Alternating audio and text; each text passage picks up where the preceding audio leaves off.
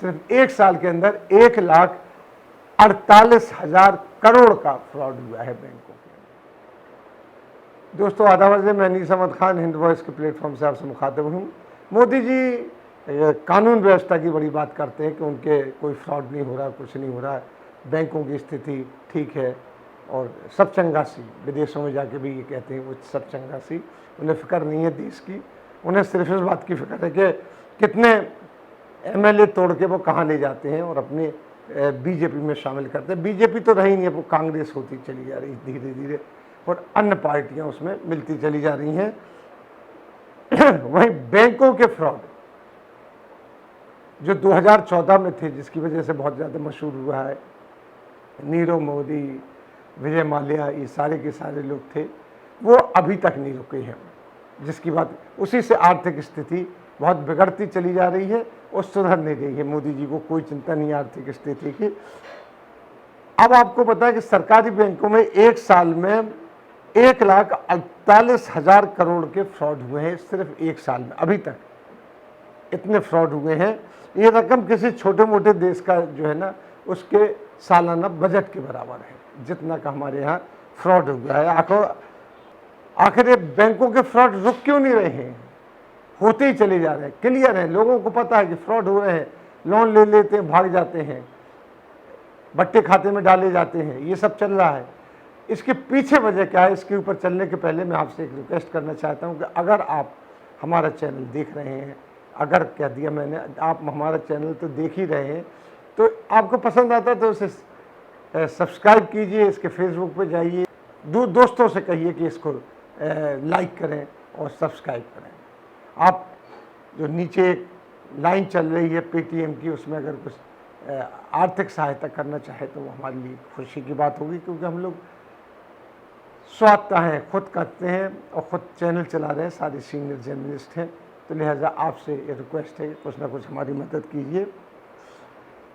जो मैं खबर कह रहा था कि बैंकों में फ्रॉड है, तो खबर के अनुसार बीते फाइनेंशियल ईयर में देश के 18 सरकारी बैंकों से 1,48,427 करोड़ रुपए का फ्रॉड हुआ है। ये एक आईटीआई से खबर आई है, जिसके सबसे अधिक फ्रॉड देश के सबसे बड़े बैंक में SBI, state bank of India में हुए हैं ये फ्रॉड, जहां पर 44,612 करोड़ रुपए की चपत लगी है और ये फ्रॉड 6,964 फ्रॉड हुए हैं कुल मिला के 1 साल के अंदर 6,000। अब बताइए साहब, 365 दिन होते हैं, 6,000 फ्रॉड हो रहे हैं, यानी एक दिन में 2 फ्रॉड का एवरेज लगा लीजिए, वो हो रहे हैं। आरटीआई से प्राप्त जानकारी है जो आरबीआई ने ये दी है, उसके बेस पे हम आपको बता रहे हैं कि बैंकों में 18 बैंकों के अनुपात को देखें तो अकेले एसबीआई में 30% फ्रॉड हुए हैं। 18 बैंक है, अभी कुछ दिनों में ये 5 बैंक होने वाले हैं, जैसा कि सरकार की नीति चल रही है कि इन बैंकों को 5 बैंकों में कर दिया जाए। इसलिए चल रही है कि ये फ्रॉड रुक जाएंगे, कम बैंक होंगे तो कम एडमिनिस्ट्रेशन देखना पड़ेगा, फ्रॉड रुक जाएंगे, लेकिन फ्रॉड रुक नहीं रहे, उसी तरीके से बढ़ रहे हैं। पीएनबी में 395 मामलों के 5,354 करोड़ रुपए का करके यानी फ्रॉड होकर दूसरे नंबर पे आया है। तीसरे नंबर पर बैंक ऑफ बड़ौदा का नंबर आता है, जिसमें 12,586 करोड़ रुपए की चपत लगी है। बैंक ऑफ बड़ौदा में विजया बैंक और देना बैंक 2019 में इनका विलय कर दिया गया था। इसके अलावा तकरीबन 17-18 बैंक जो है सब में फ्रॉड है, लेकिन हम मोटे मोटे जो 1, 2, 3 टॉप पे थे उनके बारे में आपको बता दिया है। और ये विलय इसलिए किया गया था कि बैंकों में होने वाले जो फाइनेंशियल फ्रॉड है उसको कम कर दिया जाए। जैसा कि पहला फ्रॉड जो पहला इन्होंने मर्जर किया था स्टेट बैंक में 3 बैंकों का, उस वक्त फाइनेंस मिनिस्टर जेटली थे, उन्होंने ये बात कही थी।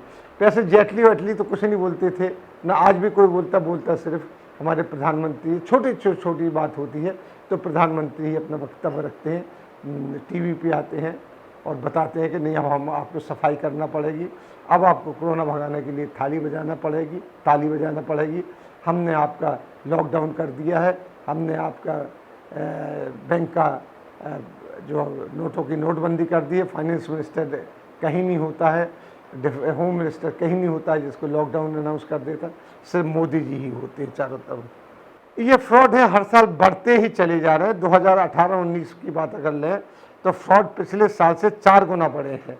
2014 से लेकर 2020 तक 6 साल 7 साल में ये 7%, 7 गुना बढ़ गए हैं। ये फ्रॉड कम नहीं हुए हो रहे हैं। यानी मोदी के भाजपा में आकर ही दौरान ये सब फ्रॉड की बढ़ोतरी हुई है। इकोनॉमी की बढ़ोतरी नहीं हुई, लेकिन फ्रॉडों की बढ़ोतरी हुई है। सीबीआई ने पिछले साल 190 ब्रांचेज में रेड डाली थी, 190 ब्रांचेज में रेड डाली थी, और 1000 बैंक ऑफिसर्स को इसमें इन्वॉल्व पाया था। बैंक ऑफिसर्स इन्वॉल्व थे, लेकिन इसके पीछे भी बहुत से राज होते हैं जो आप लोग समझते हैं कि कौन इन बैंकों, इन लोन को ग्रांट कराने की दबाव डालता बैंक ऑफिसर्स के ऊपर, तब उनको फ़ायदा होता है, तो वो भी इसमें डूब जाते हैं। बढ़ते हुए बैंक फ्रॉड में बैंकिंग जगत में एक जोक भी बड़ा मशहूर है, जो बैंकर्स, बड़े बड़े बैंकर्स आपस में कहते हैं, इंडस्ट्रियल्स कहते हैं कि आप 1 लाख लिए बैंक से कर्जा लेंगे तो ये आपका सर दर्द है।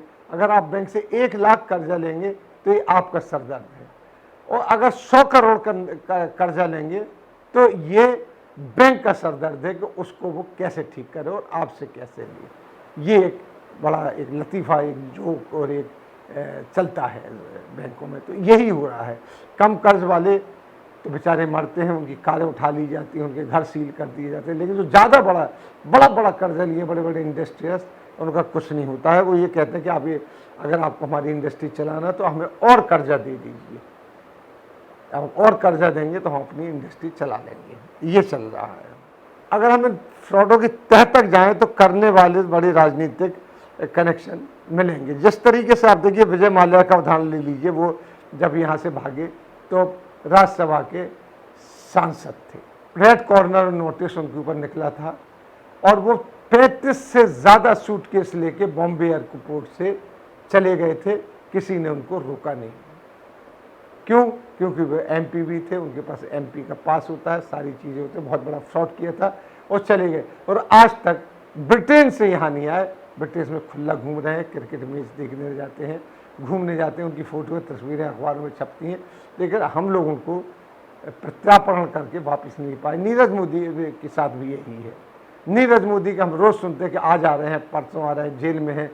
अब किसी को पता नहीं कि किसी ने जाके इंग्लैंड में जाके या ब्रिटेन में जाके रिपोर्टिंग नहीं की है कि वाकई वो जेल में है कि वैसे ही घूम रहा है। ये है, अखबारों में बस ये आती कि प्लेन तैयार है, इन लोगों को बिठा के यहाँ लाने वाले, इस तरीके की खबरें आने लगती हैं। जो विजय माल्या की बात है, उनको जो राज्यसभा की सीट मिली थी, बीजेपी के सहयोग से उनको राज्यसभा की सीट मिली थी। वो राज्यसभा के बहुत बड़े फाइनेंसर थे। वो रोज़ सुबह मुंबई से दिल्ली आते थे और दिल्ली से मुंबई जाते थे, और जब वो मुंबई जाते थे तो उनके साथ 4-5 भाजपा के यानी सत्ता पक्ष के एमपी बैठ के उनके साथ मुंबई में जाते थे। किस लिए जाते थे वो आप लोगों को सोचिए, उसको बताने की ज़रूरत नहीं है। नीरव मोदी और मेहुल चोकसी की भी यही बात है। मेहुल चोकसी तो ये दोनों बहुत करीब माने जाते थे मोदी जी के साथ विदेश यात्रा में जाते थे, उनकी फ़ोटोएँ मौजूद हैं, सारा कुछ होता है। और मीटिंग्स में जहाँ बैठते थे तो मोदी जी कहते थे कि नीरव भाई बैठे होंगे, वो जानते कि इस चीज़ वैल्यू की क्या बात है, माफ़ कीजिएगा, मेहुल भाई बैठे हुए हैं, वो जानते कि इस चीज़ की वैल्यू क्या होती थी। इस तरीके से वो करीब थे, गुजराती थी। वहीं आप अगर देखें तो देश की 11,000 कंपनियों में 2018 में 161 लाख करोड़ का फ्रॉड हुआ था। 11,000 कंपनियों में 2018 में, एक दो नहीं।